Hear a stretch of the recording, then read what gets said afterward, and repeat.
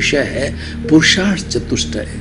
भाई और बहनों, बहुत ही सुंदर विषय है और हमारी भारतीय संस्कृति, सभी धर्मों की जो लाइफ स्टाइल है, जो साइंस ऑफ द लिविंग है, वे ऑफ द लिविंग है और the purpose of the living है, वो सारा जो है पुरुषार्थ चतुष्टय में आ गया है। और पुरुषार्थ चतुष्टय एक बहुत फेमस टर्म है हमारे यहाँ पर। इसके और हर धर्म के अंदर इसका विवेचन किया गया है और हर भारतीय नागरिक जो है धर्म की बात करता है, उसको पुरुषार्थ चतुष्टय आता है। तो पुरुषार्थ चतुष्टय का अर्थ क्या हुआ कि 4 तरह का पुरुषार्थ करना।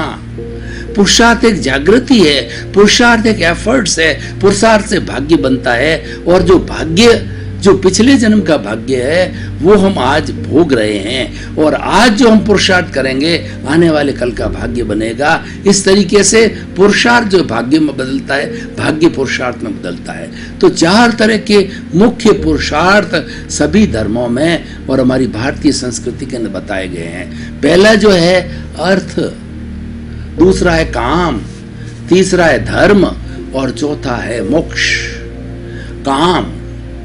काम शरीर की आवश्यकता है। जब शरीर यौवन हो जाता है, शरीर के अंदर युवकपन आ जाता है, तब शरीर के अंदर मादकता आती है, वीर्य की उत्पत्ति होती है और पूर्ण रूप से वो विकसित हो जाता है। तब ये काम की जो है वो शरीर के अंदर इच्छा जागृत होती है। ये ज़्यादा बताने की आवश्यकता नहीं है क्योंकि सभी लोग इसके बारे में जानते हैं। अर्थ जो है हमारी ये बाह्य जगत है, हमारा परिवार है, हमारा गृहस्थ जीवन है, इसके संचालन के लिए अर्थ की आवश्यकता होती है। बिना अर्थ के हम संसार का कोई भी काम नहीं कर सकते। अर्थ एक विनिमय है, इसे लेना होता है, देना होता है। अर्थ के माध्यम से हम कोई भी हमारे जो आवश्यकता की वस्तु है खरीद सकते हैं, हमारी सुविधा और साधन की वस्तु को खरीदा जा सकता है। इसलिए पूरी एक अर्थ नीति बनी हुई है, परिवार के रूप में होती है और वो देश में भी अर्थनीति चलती है, परिवार में भी अर्थनीति चलती है। ये भी आप लोग सब जानते हो, ज्यादा बताने की जरूरत नहीं है। तीसरा है धर्म।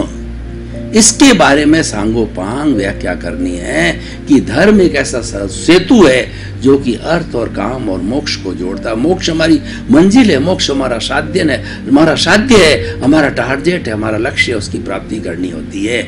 उसके बीच में जो ब्रिज है वो धर्म है।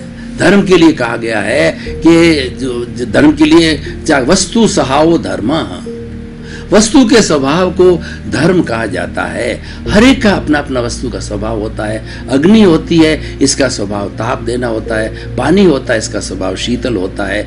इस तरीके से वस्तु के स्वभाव को भी धर्म कहा जाता है। अगर हम पानी के अंदर हाथ डालें और ठंडे पानी में हम हाथ डालें और हम कहें कि हमारा हाथ जो गर्म होना चाहिए वो गर्म नहीं हो सकता है। अग्नि के अंदर हम हाथ डालें, कहें कि हमारा हाथ ठंडा होना चाहिए, नहीं हो सकता है, क्योंकि उस वस्तु का स्वभाव नहीं है। तो वस्तु के स्वभाव को धर्म कहा जाता है। दूसरा धार्यति इति धर्म, जो धारण किया जाए वो धर्म है। धारण का अर्थ होता है चरित्र के अंदर ढाला जाए, अच्छे अच्छे सूत्र, अच्छे अच्छे मूल्य, मानवीय मूल्य, सांस्कृतिक मूल्य और दूसरा जो है हमारी संस्कृति के मूल्य, ये सारे हम जो धारण करते हैं उससे हमारा व्यक्तित्व बनता है और उस धारण करने को जो है धर्म कहा जाता है। एक धर्म की परिभाषा होती है कि आत्मशुद्धि साधनम धर्म, जिस साधन से आत्मा की शुद्धि होती है उसको हम धर्म कहते हैं। ये अभी हमारा विषय है, इसके ऊपर हम बातचीत करेंगे।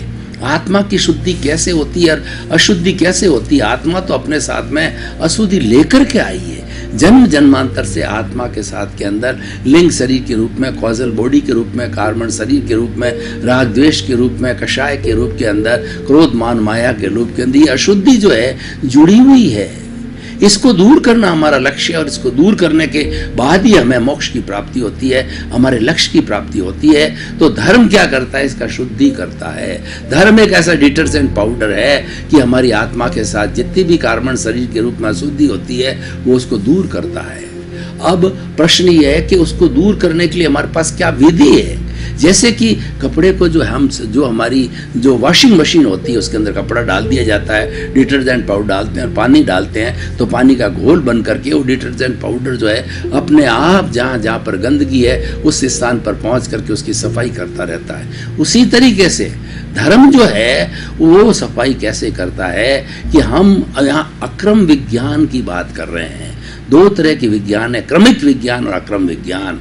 हमारा अभी अभी ये जो विषय है अक्रम विज्ञान, उसकी शुद्धि करने के लिए 5 आज्ञाएं दी गई है। 5 आज्ञा का पालन करने से सम्यक दर्शन, सम्यक ज्ञान, सम्यक चारित्र और सम्यक तर्क की प्राप्ति होती है और उससे हमारी आत्मा शुद्ध होती है। और ये 4 स्टेजेस हमारी भारतीय संस्कृति के अंदर बताया गया है कि मोक्ष प्राप्त करने के 4 मार्ग हैं। पहला मार्ग है सम्यक दर्शन, दूसरा मार्ग है सम्यक ज्ञान, तीसरा मार्ग है सम्यक चारित्र और चौथा मार्ग है सम्यक तप।